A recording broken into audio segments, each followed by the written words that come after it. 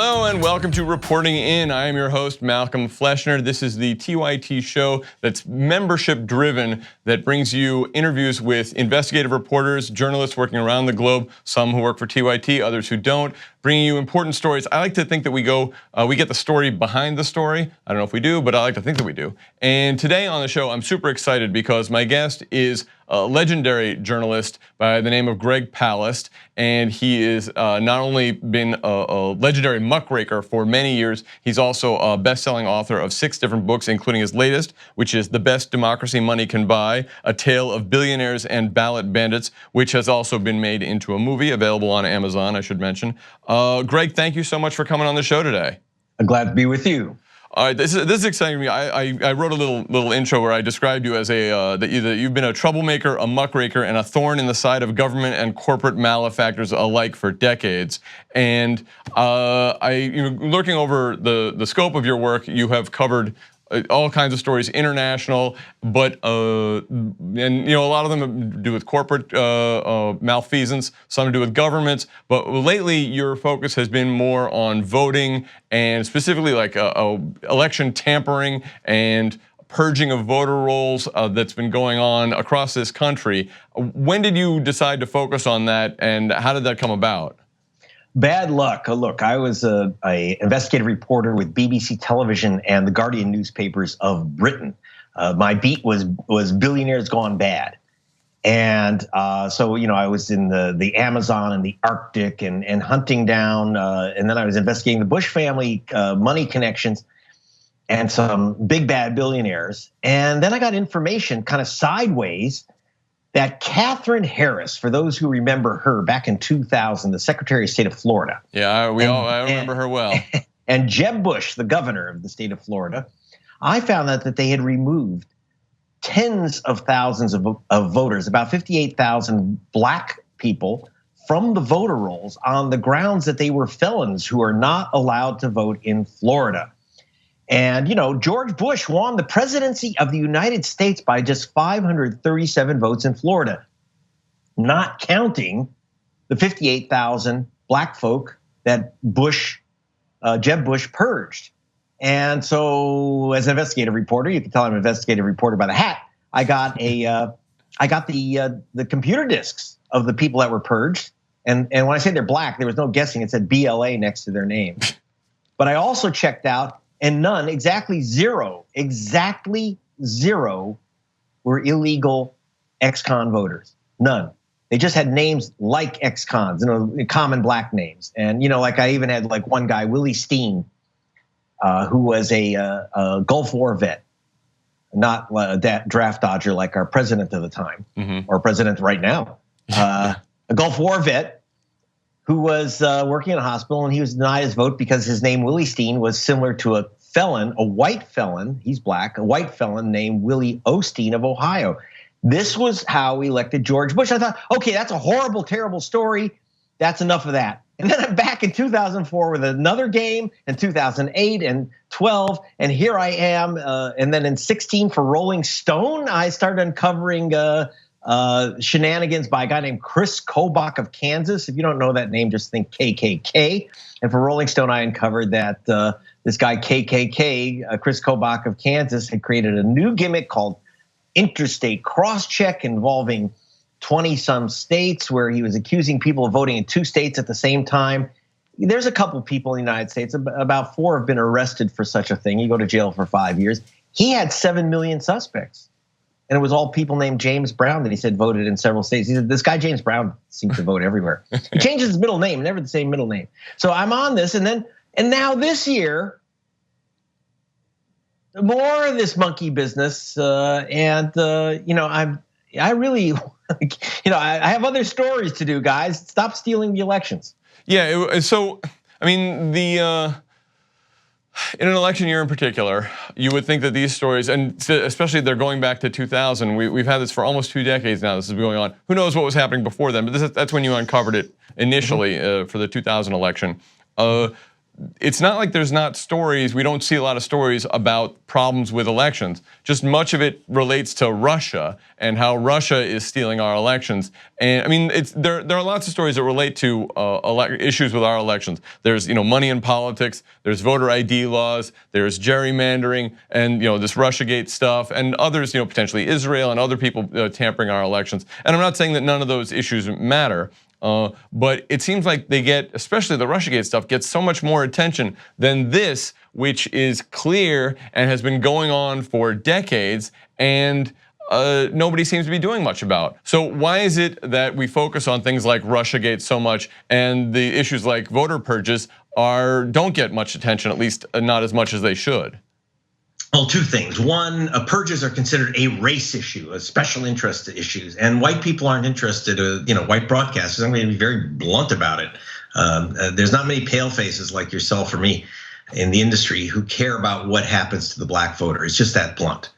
For example, and Russia's story is a cute story, but I was asked on MSNBC, are the Russians going to hack the election in Ohio? This was just before the 2016 election. I said, the Republicans of Ohio have control of the computers. They've got the passwords, the motive, the opportunity. They don't need some pimply kid in Russia playing with a computer to tell them how to steal elections. The Republicans are pretty good at it themselves. And most of the theft that happens in America happens before election day by blocking people from the voter rolls and removing them. They show up and they don't get to vote, or they get something called the provisional ballot, which is thrown in the garbage can. And so the reason I think it's not covered also is that, one, it's a black issue for the most part, or a Hispanic, Asian American issue. Second, we have a myth that American elections are wonderful, and so the only thing that could go wrong is that there's someone from the outside, like the Ruskies, messing with us. Hillary Clinton said during the debate when Trump said this election's rigged, she should have said, yeah, it's rigged. Because your cronies are rigging it, guys like Chris Kobach messing with the voter rolls, John Husted in Ohio making black people wait in line literally for 7 hours. I waited in line 7 hours in Dayton with Souls to the Polls voters from the black churches to vote. And I went to a white suburb to see how long the lines were. There were no lines. Okay, that wasn't the Russians that took away voting machines in the black area to create long lines. That was Republican John Husted. So the Republicans are pulling these games, but the Democrats, really still want to go with the myth that our elections are wonderful, and they may grumble privately, but they don't take it on as a party issue. And I think part of that is that they don't want to be seen as defending black voters. I can tell you, when I was in Florida and found all those tens of thousands of black voters wrongly accused of being felons, you could not get a white politician. And by the way, the head of the Democratic Party in that state was telling me he's pulling his hair out because he couldn't get a white politician to complain about it because they were afraid they were going to be accused of supporting felon voters, criminals voting. And so it's very difficult because a lot of the, it's not like the Democratic Party as a whole doesn't say anything. It's just that it's the white congressional caucus that's the problem. Well, that is super frustrating, and one calls into question whether Democrats are serious about winning elections. If they are, they feel it seems like they're willing to go into these elections with one hand tied behind their back, and they have to win with a supermajority just to win a majority. And that's basically what happened for Obama. That he probably won a much greater margin than was actually recorded. Oh, absolutely. In fact, Bobby Kennedy and I, when we were working with Rolling Stone together, and I'm a statistician by training and an economist, we figured 5.9 million votes were stolen from Obama in 2008. He won anyway. And actually, Bobby, when we were writing for Rolling Stone, talked to Obama about this. He's one of those people who can actually pick up the phone and get to the president. And Obama said, yeah. And he was very clear on all the detailed ways that they steal votes by the millions. He said, well, what you have to do is just crush them. You're not going to win by 51%. You have to win by 56%.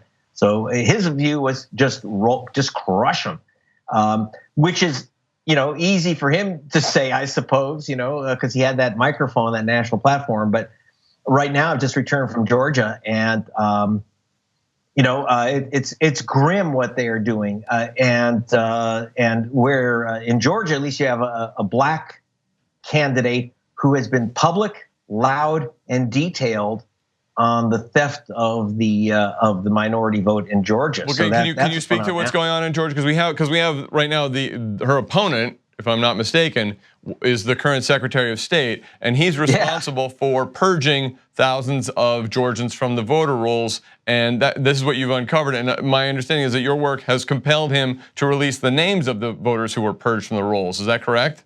That is correct. I had to file a federal suit against Brian Kemp. He's a Secretary of State and he's running for governor, which means he determines who gets to vote because he purges the voter rolls and when you can register, how you register. He determines which polling stations are closing, and he's closed many polling stations throughout the states in minority areas. He counts the ballots. You have hundreds of thousands of provisional ballots, absentee ballots, which have to be verified before they're counted. And he's just been tossing these voters out. He's the first Secretary of State. He's the third Secretary of State to run for governor in Georgia. The first one who will not resign from office, despite the fact that he's the guy in charge of the vote while he's running for governor. And that's because he can't win. It's real simple. The polls are showing him sinking. He cannot win if everyone gets to vote in Georgia. And so I had to file a federal lawsuit to get him to release the names of the people he's purged and why. He just released those to me. I put them on my site, gregpalast.com. People only had 2 days to react to this. 591,000, that's over 500,000 voters. I have each of their names, each of their addresses, people he has purged. I'm not counting dead people or people in prison, just the people that he said moved out of the state. We had experts who say 93% of those people have never moved. We put up the list. Over 100,000 people hit my site. It kept crashing.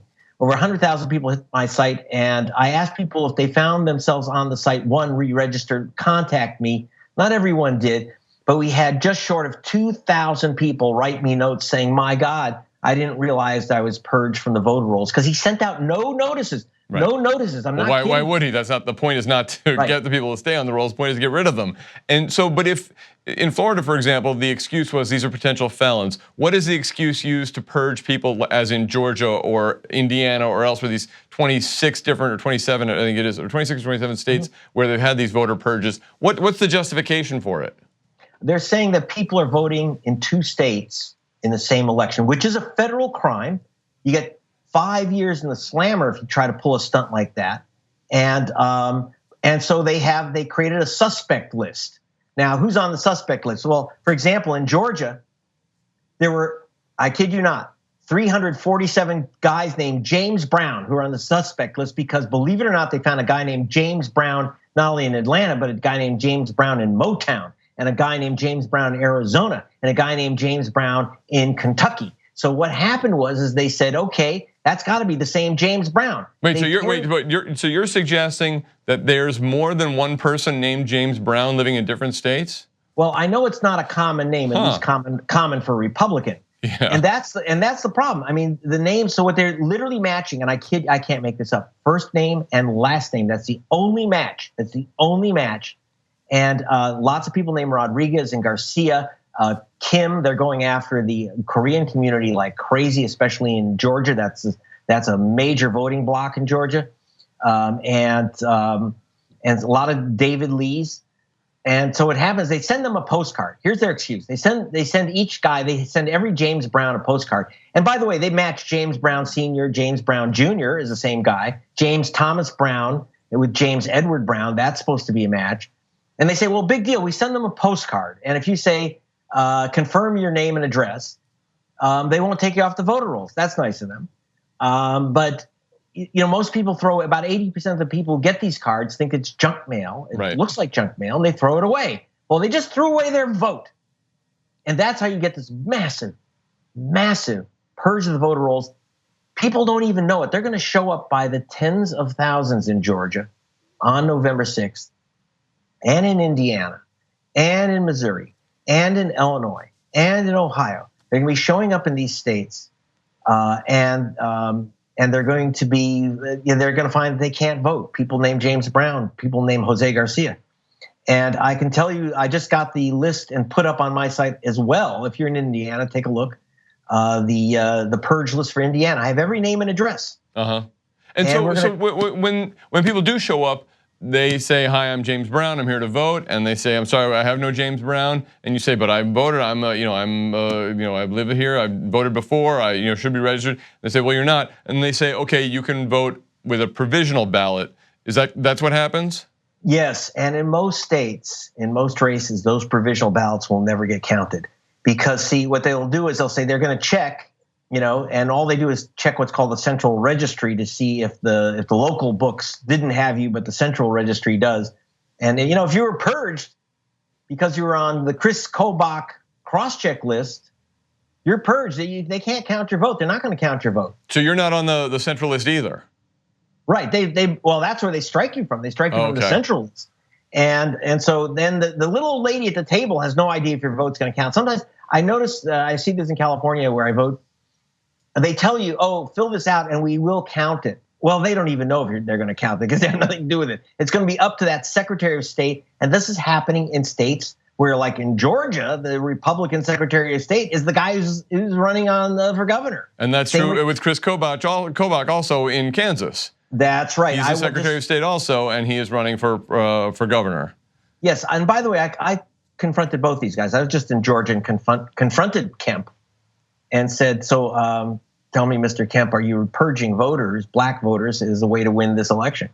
His reaction was to have me seized by some Georgia state smokies who dragged me off the property at a barbecue joint.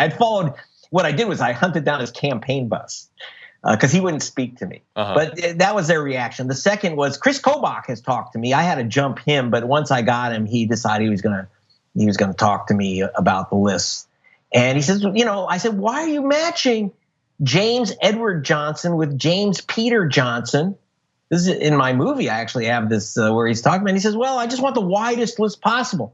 What do you mean you want the widest list possible? It's like you might as well saying, "Well, we're going to arrest every black person for holding up a 7-Eleven because some black man somewhere held up a 7-Eleven." No, that actually does happen though. So well, I know. Unfortunately, that is a pattern in America, and we just think it's okay. And so Kobach, look, the courts are constantly slamming this stuff down. And in fact, here's one in Indiana. I just got the purge list. I sent it to my computer experts, and they say, "Wait a minute. There's 27,000 people that were identified by cross-check as having left the state. They've lost their votes. We got them on the purge list, and we've checked with the post office and 200 private databases, and we can guarantee you that over 20,000 of these people are still at their residential address where they are registered to vote. They should not have been removed. And there's a court order telling Indiana, don't remove people from the cross-check list." And they did it anyway. 20,000 voters are going to show up on November 6th. And remember, Indiana is probably the tightest Senate race in the nation. Yeah, it's a close Senate race, that's for sure. This is the Senate, the control of the Senate's at stake. And here they're messing with the voter rolls. I've put up, by the way, all these names at gregpalast.com. By the way, I'm going to be putting up Illinois pretty soon, and their registration has not closed. It's a hot issue. I'm filing a federal action with the Reverend Jesse Jackson is my co-plaintiff. The state legislature, which is Democratic, has already said, "Get the hell out of Chris Kobach's purge program." Yeah. And they voted for it, but the Republican governor Rauner vetoed it. And this is, he's got a race on his hands too. I mean, these are all critical races, and any advantage that the this is just another example of where the Republicans play to win and the Democrats play they play patty cake. It's super frustrating, but I appreciate we're almost out of time. But I want first of all, if people think they've been purged, whether in Georgia or Indiana or Illinois or any of those other states potentially, you're going to be posting at gregpalast.com names where people can search for themselves, correct? We're getting under, because of federal lawsuits that we're filing, they're coming out with their hands up and their files open, and we are state by state putting up these purge lists in a way that maintains people's privacy. So you can go to gregpalast.com. We're going to have up Illinois, and we're going to have up about 15 states, but we started with Georgia and Indiana. Illinois will be up in a day or so. And as soon as we can get them all up, we will. I beg everyone, I don't care how many times you voted, also go to your Secretary of State's website, see if you are still registered to vote. I don't care if you voted 12 times. This is what they're doing to you. So please don't cry to me on election day when you show up and your name is missing. I just told you to go and check and re-register. Some states closed down already this week, but you got to fight it. Okay, so what about, before I have like 1 minute left, before looking to the future, what's happening to stop this from continuing to be a problem plaguing our elections and allowing Republicans to get away with this, essentially? Besides you screaming it from the rooftops, until the Democrats are willing to do something about it, are our hands tied, or are we just going to have to suffer through having third world style elections? Forget the Democrats. We got the Southern Christian Leadership Conference, Jesse Jackson and Rainbow Push. We've got the NAACP. We've got top voting rights attorneys all over the country with the ACLU in Kansas and others, where we are fighting. I'm hand in hand with them. I'm the guy that digs the stuff. I'm just a reporter, so I get the information. I get the documents, I get the facts, I get the names. It's up to these groups, and they have been very responsive. Don't count on the political parties to save your vote. I don't know why that. You can make up all kinds of theories why the Democrats won't touch it, but they're not. But that's why we have citizen organizations like the NAACP in Georgia. I just got off the phone with them, and with Reverend Jackson, I was just with him a couple days ago.